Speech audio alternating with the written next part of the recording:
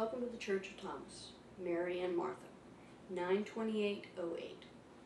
In our lives, we have many demands on our time. There are chores and work. There never seems to be enough time to get it all done. We've gotten better at prioritizing. I have gotten better at prioritizing as I've gotten older. I have always loved the story in the Bible about Mary and Martha being visited by Jesus. Now you have to get some background. First, hospitality is a big thing. Women of the family often were the caretakers of the guests while the men sat and kept them company. There were no modern luxuries like dishwashers, gas stoves, washing machines, or blender food processors. There were no frozen tidbits in the freezer just waiting for an unexpected guest. When guests showed up, the women would hustle to keep up with the added needs they should take care of. Food needed to be cooked, drink provided, a bowl to wash the guests' feet, pillows for lounging, and bedding if they were to stay. So here we have Jesus, a favorite guest and best friend of the family, show up with his hungry group. Even if there was enough for one extra mouth, it would never have been enough for around 20 or 30 people. Animals would need to be killed, processed, and cooked. More wine might need to be sent for. Dates and fruit would need to be made up as snacks, and bread would need to be made. More wood would need to be chopped because they needed to stoke the ovens and the roasting pits. Okay, so now you see the stress and accommodations needed to provide for the guests. The one who would take charge of all this work would generally be the lady of the house. Sometimes it was the eldest son's wife. Sometimes it would be the eldest daughter if there were no wives yet brought into the family to live. The eldest of these two women was Martha. Martha was a stalwart, no-nonsense, and up for any challenge. She rightly took her duties to a guest very seriously. For her, it was a work first and play later, relax later sort of concept. She was a good woman and a great hostess. Then we come to Mary. She was younger, probably less driven. She had a support role in the household, not a leadership role. She was easily distracted by things she enjoyed. She was ruled by her heart, not by her head, by all accounts. She was written of as a dreamy idealist, hungry for any word Jesus might utter. She did not want to miss a single word. So Jesus arrived, lots of greetings are exchanged, and Martha goes into hyperdrive. So much to do, so little time. I'm sure Mary started out at the kitchen listening through the door to Jesus. She wanted him to feel welcome as much as Martha did. Jesus lounges on the couch.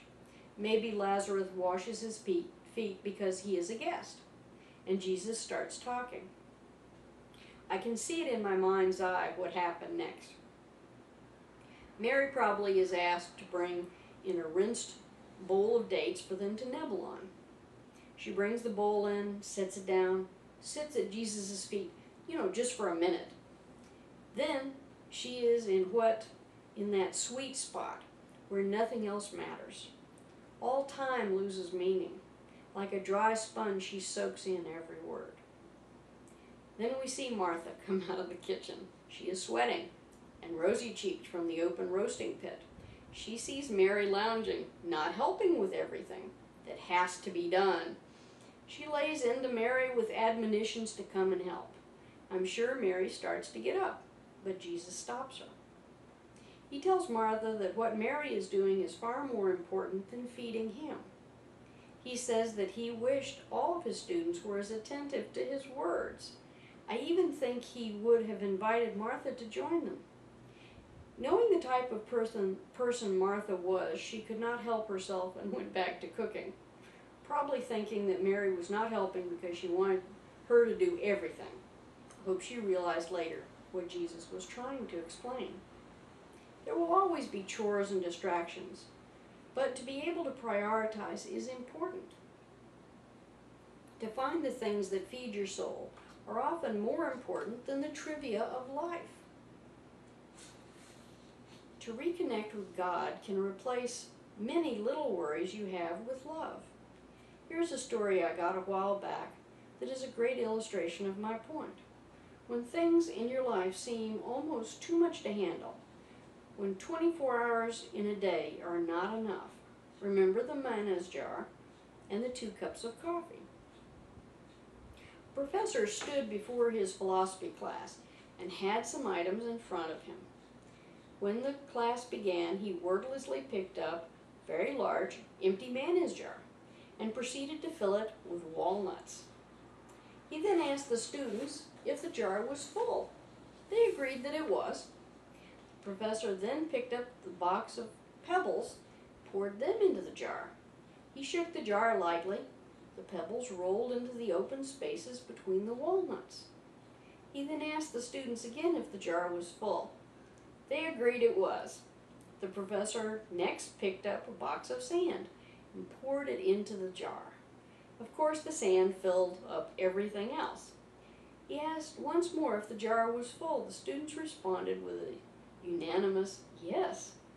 The professor then produced 2 cups of coffee from under the table and poured the entire contents into the jar, effectively filling the empty spaces between the sand.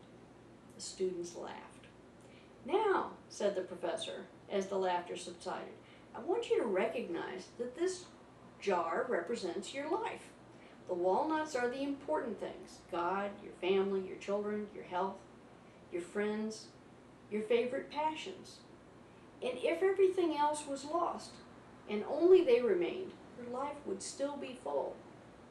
The pebbles are the other things that matter, like your job, your house, your car.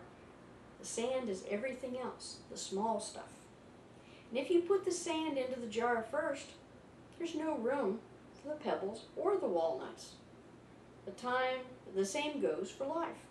If you spend all of your time and energy on the small stuff, you will never have room for the other things that are important to you.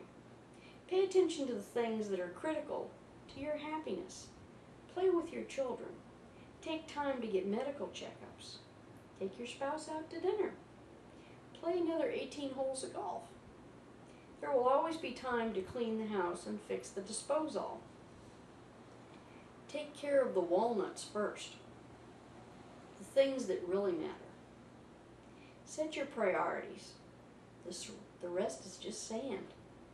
One of the students raised her hand and inquired about the coffee and what it represented. The professor smiled and said, "I'm glad you asked. It just goes to show you that no matter how full your life may seem, there's always room for a couple of cups of coffee with a friend." God bless the whole world, no exceptions. Angel Eliza.